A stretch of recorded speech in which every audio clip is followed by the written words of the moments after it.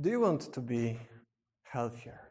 That's a stupid question. Of course, we all do. We all would like to feel like 20, young, fresh, no problems with health at all. But we also know it's very hard to get there, like running, diets, and who knows if it doesn't make sense at all. Maybe you'll be hit by a car, for instance, during running. But there is a very big chance that it might change significantly.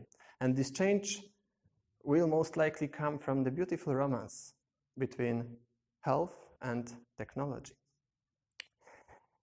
I will tell you about this romance, starting from the past, talking about present, and giving some predictions for future.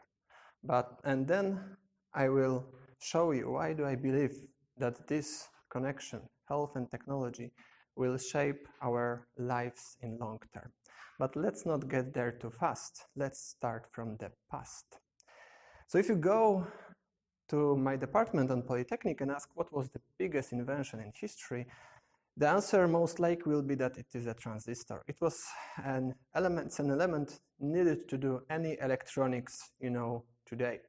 It was invented in the beginning of 20th century. In the first computer 60 years ago, there was few hundreds of transistors and those computers took few rooms. Right now, in your pocket, you have a device that have billions of transistors.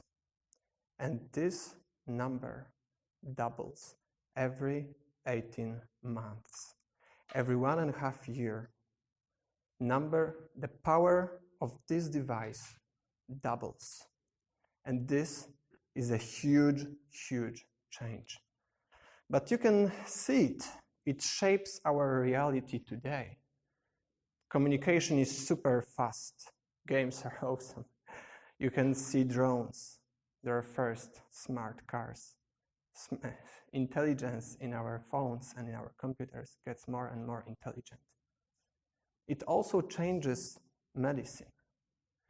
And the biggest change is that the tests are getting cheaper and cheaper every day.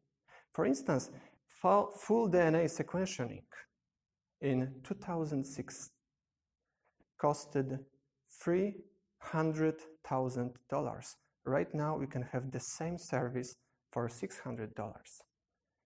500 times less in 12 years. And similarly, I'm not so much, but similarly, all other tests are getting cheaper and cheaper. For instance, for $100, you can have a very good blood test with a lot of biometrics today. Those two are especially important, your DNA and your blood. DNA gives an information about processes in your body, blood about your current state. They both have nearly all information we need about our bodies. All we need yet is to process it. Of course, it's a very hard thing, but there are already companies that does that. For instance, Insight Tracker gives you personalized health recommendation based on your DNA and blood. There are companies that produce personalized drugs designed for you. There are longevity treatments based on your blood and DNA. But this is just the beginning. Prices of those tests are getting lower and lower very quickly. Our processing powers go up and up. More and more people has this kind of tests. So we have more and more data to analyze and everything accelerates. So my prediction is that it already started influencing our lives, but the significance of this is yet to show itself. Very strong personalized recommendations, like for instance, if you stop doing that, you have 4 years more, are, I believe, way stronger than, hey, probably we should do that because, significant, for most people it works. It will probably also push governments to change regulations. If we know, for instance, that from banning sugar, we might give people extra few years, it will be a strong argument do something with that. Medicine, personalized medicine is a huge power.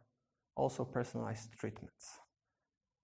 And since it goes cheaper and cheaper every day, I believe one day it will become a commodity. When?